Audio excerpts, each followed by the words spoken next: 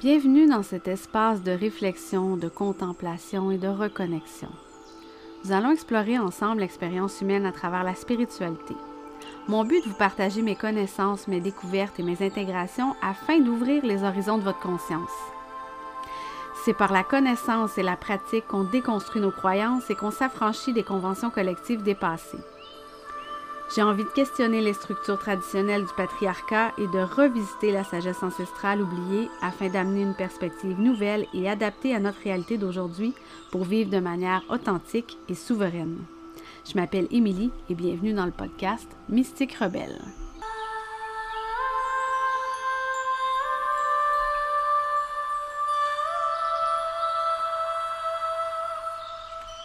Hello! Bienvenue dans le podcast. Je suis hyper excitée par tout ce qui s'en vient. Je suis hyper heureuse de retrouver enfin cet espace-là. On va se dire, 2024 a été toute qu'une année. Pour moi, en fait, ça a été une très grosse année de transformation. Je l'avais dit en janvier, comment ce serait une année particulière, mais je le voyais vraiment au niveau collectif et je ne voyais pas l'impact que ça aurait sur moi au niveau personnel. Et ça a été quelque chose. Vraiment, là, je le dis, là, c'est beaucoup de chemin parcouru, des intégrations qui sont pas complètement terminées, mais il y a vraiment quelque chose qui a shifté dans mon énergie l'année dernière et qui a atteint un point culminant décembre, janvier de cette année, en fait, là. C'est comme si j'ai bouclé la boucle d'un cycle de quelque chose qui est arrivé à sa fin, d'une transformation qui était due et qui s'est matérialisée pour vrai en janvier 2025. J'ai complètement refait mon bureau, je l'ai repeinturé, j'ai changé des choses de place, j'ai refait la déco. Là, c'est encore un peu écho, j'espère que vous l'entendez pas trop, mais j'ai pas tout à fait tout terminé. Mais c'est correct comme ça. Je voulais juste vraiment ramener cette vision-là, ce changement-là que j'ai opéré. Je voulais le concrétiser dans le matériel et de refaire complètement mon bureau. C'est vraiment pour moi comme la matérialisation de tout ce chemin-là que j'ai parcouru. Et en 2024, ce que j'ai vécu, c'est vraiment cette réclamation de mon être. Parce que j'étais beaucoup habitée par énormément de croyances, énormément de choses, et j'étais souvent le reflet de ce qui se passait à l'extérieur. Et c'est ça que j'ai envie de vous entretenir aujourd'hui pour commencer cette année 2025 avec vous, de comment on est dans un instinct de survie sans s'en rendre compte. Hein, on a notre ego qui vient vraiment toujours structurer notre vie, nous ramener dans des choses sécuritaires. Puis on a la société qui nous donne des balises de qu'est-ce qu'on doit faire, qu'est-ce qu'on doit pas faire.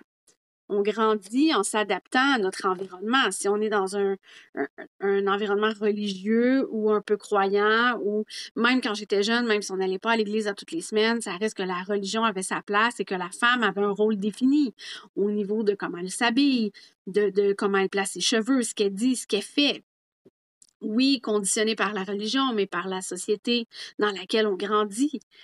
Et on est confronté à plusieurs archétypes de la femme tout au long de notre croissance de bébé jusqu'à jeune adulte.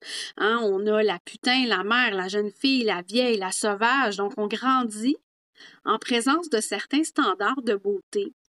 On a les contes de fées avec le prince qui gagne notre cœur, qui nous sauve aussi, qui vient teinter notre idée du féminin puis de ce que la femme doit être. Et tous ces archétypes-là viennent modeler l'image de notre idéal. Et peu importe qui on est à l'intérieur, c'est tout ça qui va servir à construire notre identité de femme tout au long de notre croissance. Par les expériences, on va rencontrer ces archétypes-là, puis on va les catégoriser selon nos expériences avec notre environnement. Donc, si on a une mère qui est très présente, un peu comme la maman de Caillou, qui est très enveloppante, qui est très douce, qui voit toujours à ses enfants petits soins, qui les chicane jamais vraiment fort. Elle est vraiment fine, la maman de Caillou. On a la mère qui a un travail, une carrière de qui on peut être fier parce qu'elle se réalise dans la vie. Puis on a la mère absente qui est monoparentale, qui a 3 travails, puis qui se saigne à blanc pour arriver à faire vivre ses enfants. Donc, on a 3 exemples différents de ce que peut être une mère. Donc, dépendant de ce que vous avez connu, pour vous, la mère ne reflète pas nécessairement la même chose. Si on parle de la putain, maintenant, c'est une femme audacieuse, peu vêtue, aux cheveux flamboyants, que nos tantes, notre mère trouvent complètement scandaleuse. Hey, cette fille-là, elle n'a pas de manière. Ça peut être aussi quelqu'un, une jeune fille au secondaire qui s'est affirmée, qui n'avait pas peur d'être elle-même, mais que les gens jasaient beaucoup en la voyant aller, puis que quand un garçon tournait autour d'elle, ben on la traitait de pute. Parce qu'on disait, my God, tu sais, elle est trop willing, cette fille-là, c'est une pute. On a cette facilité-là à catégoriser les choses et à vraiment construire notre vie, nos standards en fonction de ces expériences-là. Et vos expériences vont transformer votre perception de vous-même aussi et des autres. Ça se peut que vous avez une amie au primaire, puis vous vous entendiez super bien, puis une fois au secondaire, il arrive un paquet de choses, vous êtes moins dans les mêmes cours, vous rencontrez d'autres gens, vous vous séparez de gang, puis elle qui était votre meilleure amie, peut devenir cette fille indésirable qu'on ne veut pas fréquenter du jour au lendemain. Parce que votre environnement vous reflète une autre personnalité avec laquelle vous vous associez plus ou vous voulez plus vous associer par crainte d'être associé à ça. Donc, on a tout ça qui vient modeler notre image du féminin tout au long de notre primaire, secondaire, début de jeune adulte. Mais dans la trentaine, quarantaine, souvent, mi-trentaine, on a beaucoup de placements astrologiques qui amènent certaines étapes de la vie à s'accélérer et qui amènent des grosses remises en question, à savoir qui est-ce qu'on est, puis est-ce que c'est vraiment comme ça qu'on veut vivre toute notre vie. À courir entre un travail pour avoir de l'argent, à tout faire pour les enfants, s'occuper de la maison. Et c'est là que la quête de se retrouver commence vraiment. Cette envie de se réapproprier qui on est, de réclamer notre identité une bonne fois pour toutes. C'est comme un peu une deuxième crise d'adolescence, mais avec une plus grande maturité, une plus grande sagesse. On n'ira pas se pitcher chez le tatoueur, chez le perceur, chez le coiffeur pour se faire un relooking complet nécessairement. Ça va vraiment venir plus de l'intérieur. Et là, on va vouloir prendre des cours, des formations, on va se mettre au yoga, on va vouloir faire du breathwork, on va aller dans des retraites. On va aussi penser à se remettre en forme, mieux manger, prendre soin de notre corps. Hey, je suis rendue à proche 40 ans, là, my God, hein? Ça ramollit, là, faudrait que je fasse quelque chose. Il y en a qui vont avoir des projets créatifs. Hey, j'ai toujours aimé la peinture, je ne l'ai jamais fait. J'ai toujours voulu me mettre au crochet. Donc, c'est là qu'il y a des passions aussi qui se redécouvrent avec le temps. Et tout ça, tout ce que je vous ai nommé là, en fait, c'est souvent une réaction à la société qui nous renvoie une image qu'on n'aime pas, mais on y réagit par les standards de la société. C'est-à-dire qu'on va regarder les autres, puis on va faire pareil. Ah, ma voisine, hey, elle allait tellement pas bien, mais là, depuis qu'elle fait du yoga, my God, sa vie a l'air d'avoir changé. Elle a l'air tellement bien. Fait que moi aussi, si je fais ça, je vais me sentir beaucoup mieux. J'ai une amie qui est allée dans une retraite, ça a été tellement incroyable, son expérience est revenue transformée. Fait que moi aussi, je veux y aller. Ah, je vois, regarde les filles sur les réseaux sociaux qui sont en forme, ils ont 45, 50 ans, ils ont tellement l'air d'avoir une belle vie paisible, ils sont bien dans leur corps. Fait que moi aussi, je vais faire ça. Je vais me mettre au workout, je vais faire attention à ce que je mange. Donc, on est en réaction. Ça fonctionne un certain temps. Certains vont faire ça toute leur vie, être uniquement en réaction, puis rechercher à l'extérieur en voyant les autres être bien. Ah, ben c'est peut-être que si je fais ça, moi, je vais être bien. Fait qu'il y a vraiment une recherche qui se fait. Puis il y en a que toute leur vie, ils vont, lorsqu'ils ont un mal-être, aller dans la réaction et changer de maison, changer de voiture, changer de meuble, se payer des voyages dans le sud, des retraites, des changements de look. Tout va être toujours tourné vers l'extérieur. Pour d'autres, c'est pas assez. c'est l'intérieur. C'est l'âme qui hurle, qui veut être reconnue, qui est tannée de se battre. C'est comme un cri silencieux, une tristesse intérieure. Mais si on pense à nous autres en premier, on se trouve beaucoup trop égoïste. Donc, on ne veut pas faire ça. Hein, on est une mère, une épouse, une conjointe, une employée, une amie.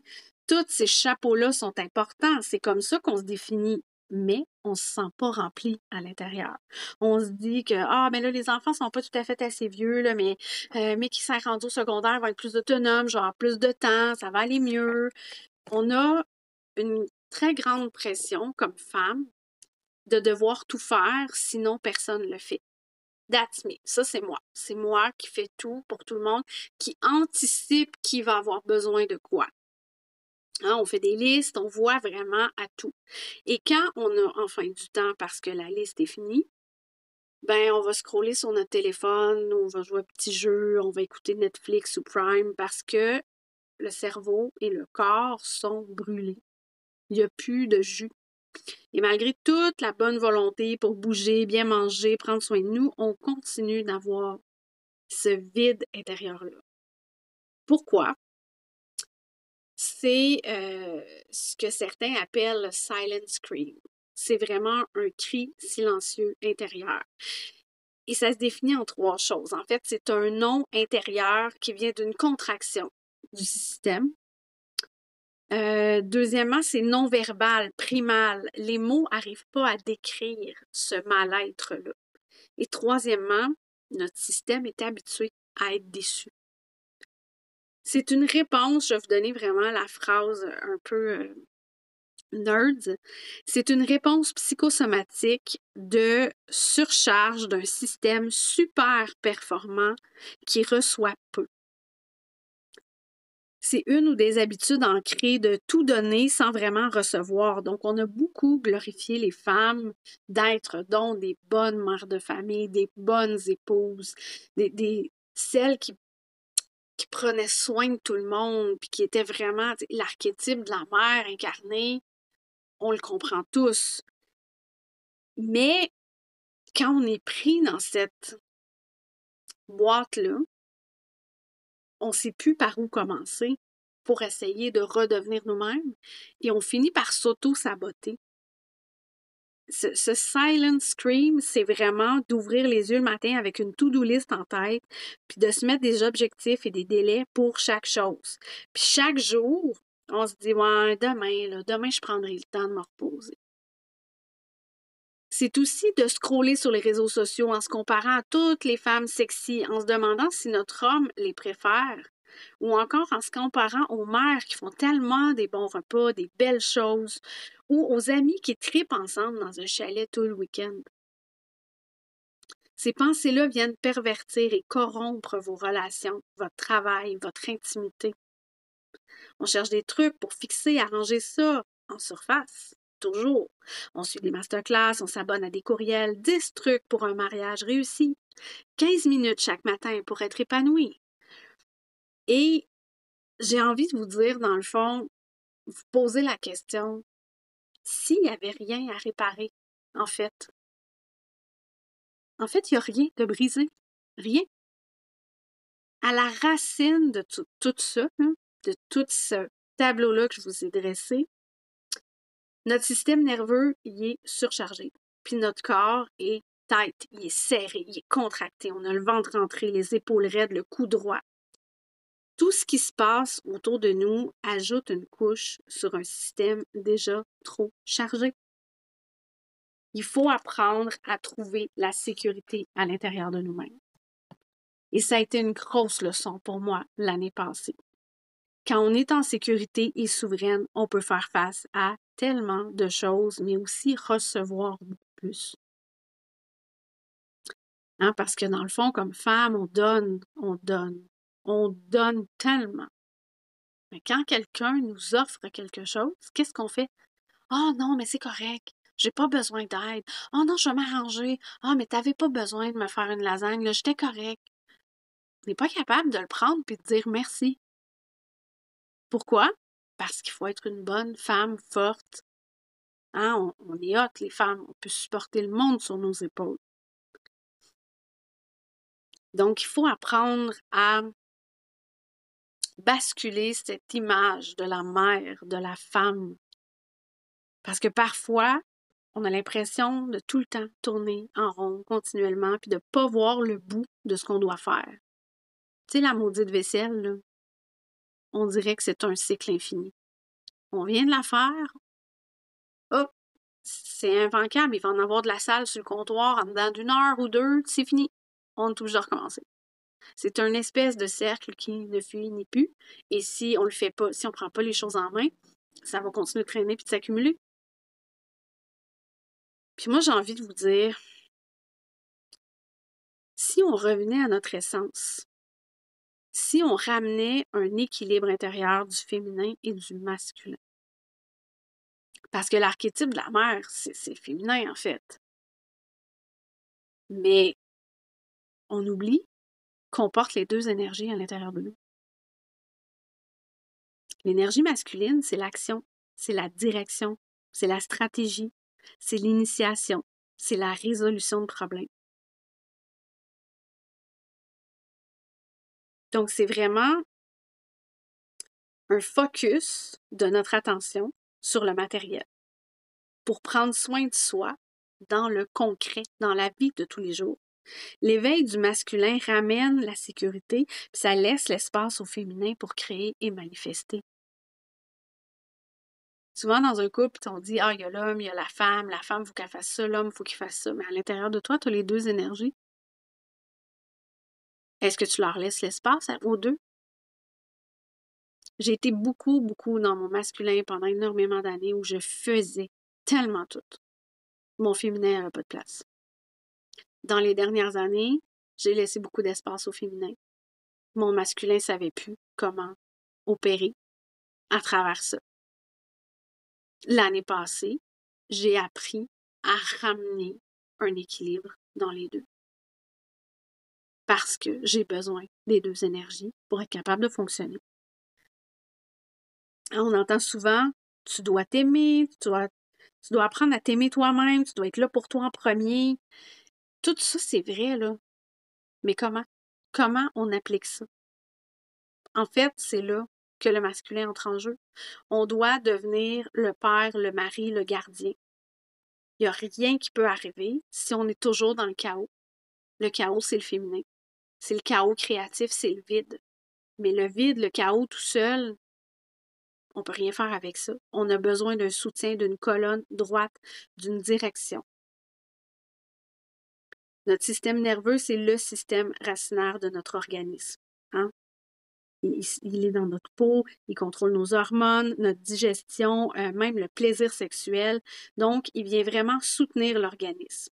Mais s'il est surchargé, il ne peut pas le supporter adéquatement. C'est dans ce temps-là qu'on est dans une contraction, qu'on a l'impression qu'il faut travailler fort. C'est ce qu'on nous a toujours dit, de toute façon.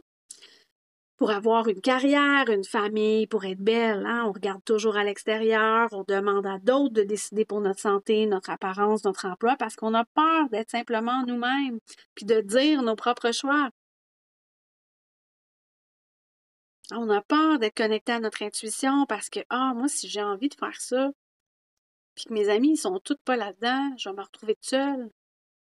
Hey, moi, si je dis que j'ai envie de partir puis d'aller faire tel trip, puis que ma famille n'a jamais voyagé puis qu'ils n'aiment pas ça, ils vont me dire non, là, c'est sûr. On ne se sent pas en sécurité avec nos propres choix. On ne nous a pas appris à utiliser notre boussole intérieure. Accéder à notre intuition et faire confiance au oui et au non intérieur, ça peut changer complètement votre expérience. Et c'est un des plus grands apprentissages de mes dernières années qui s'est concrétisé jusqu'à tout dernièrement, de vraiment laisser l'espace à cette boussole-là de parler, à vraiment apprendre à tenir l'espace pour moi-même, à apprendre à faire circuler l'énergie dans mon corps, parce que les émotions, c'est de l'énergie. Quand on les bloque, quand on les réprime, elles ne circulent pas. Ils restent pris, le système nerveux est surchargé, on n'est plus capable de continuer. Et c'est ce qui a fait que j'ai été autant paralysée dans mes dernières années. J'ai eu autant de misère à faire des choix. J'aimais beaucoup faire partie de des groupes de support d'entrepreneurs ou des trucs comme ça parce que j'avais l'impression qu'on répondait à ma place à des choses, on faisait des choix pour moi. Mais là, j'ai plus envie de ça. J'ai envie d'être moi-même. J'ai envie de trouver mon chemin. J'ai envie de me péter la gueule. J'aurais pas dit ça il y a 1 an, mais cette année, j'ai envie d'expérimenter des trucs. J'ai envie de m'amuser. Puis j'ai envie de voir c'est quoi les possibilités, même si au travers de ça, les expériences sont très inconfortables. Parce qu'apprendre à se faire confiance, à faire confiance à nos oui et à nos non, ça vient changer tellement de choses. C'est un équilibre intérieur qui ouvre à tellement de nouvelles possibilités qui suivent pas la logique ni les trends, mais qui permet d'être complètement authentique et rempli enfin. Et ça dépend juste de vous autres. Ça dépend de chaque personne. Mais je le sais, la journée que j'ai décidé que c'était assez, que j'étais tannée, que peu importe ce qui va arriver, moi, c'est là que je m'en vais. Même si ça fait pas de sens pour personne, c'est cette ligne-là que je vais suivre. On dirait qu'il y a une certitude qui s'est installée à l'intérieur de moi. Il y a quelque chose qui est venu comme s'imbriquer, s'enclencher. Il y a un chemin, une fine ligne énergétique qui s'est tissée vers cet objectif-là. La certitude est là. À partir de là, il faut que j'accepte toutes les expériences qui vont venir entre les deux. Je sais que je vais avoir de l'inconfort. Je sais que je vais avoir de la misère. Mais de travailler avec mon corps, avec l'énergie, pour faire circuler les émotions, ça a été mon plus gros game changer. Parce que l'année passée, j'ai vécu énormément de trucs que j'avais jamais vécu. Il s'est passé beaucoup de choses. Une autre façon de travailler avec l'énergie qui s'est présentée. J'ai fait des nettoyages énergétiques, chose que j'avais jamais fait, d'entités sombres qui venaient de je sais pas où. Et tout ça avait sa place. Donc, ça a été une année de déconstruction. Puis là, j'ai l'impression que maintenant que Pluton a changé de signe aussi, là, il y a beaucoup de choses qui sont tombées en morceaux. Bien là, c'est le temps de reconstruire. Puis il y a tellement des belles choses qui ont émergé depuis que j'ai accepté tout ça. Et j'ai tellement hâte de vous partager aussi tout ce qui s'en vient parce que je le vois vraiment comme un gros renouveau. Même si j'ai un gros transit encore qui s'en vient par mon opposition d'Uranus, mais cette fois-ci, j'ai envie d'accueillir. J'ai pas envie de me battre contre les transits. J'ai pas envie de me battre contre la fatalité du destin. Parce qu'en fait, le destin, c'est moi qui le fais. C'est moi qui fais mes choix. Oui, mon âme a choisi ce que je n'ai expérimenté, parfait. Maintenant, moi, j'ai décidé de choisir de les expérimenter puis de les vivre à 100%. D'arrêter de bloquer, réprimer, parce que ça donne rien. Et c'est cette réclamation de mon être qui a pris toute sa place et toute sa signification cette année. Et dans les prochaines semaines, en fait, j'espère être capable de vous enregistrer un épisode par semaine de podcast parce que j'ai énormément de sujets à vous partager. On va aller vraiment dans l'énergie féminine, l'énergie masculine. On va parler des cycles, on va parler de la rose. Je veux revenir vraiment sur ma rose dieta. On va parler de Vénus, des archétypes, de la cérémonie de la vie. J'ai tellement de trucs que j'ai envie de partager et j'ai une excitation intérieure quand j'arrive dans cet espace-là. Donc, le podcast va prendre vraiment plus de place. L'infolettre, j'ai complètement perdu ma liste de courriels, donc vous allez... je vais vous inviter, pas tout de suite parce que je suis pas prête, mais dans les prochaines semaines, à vous réabonner à ma liste de courriels et j'ai plein de belles offres qui s'en viennent. Donc, c'est reparti cette année. C'est reparti.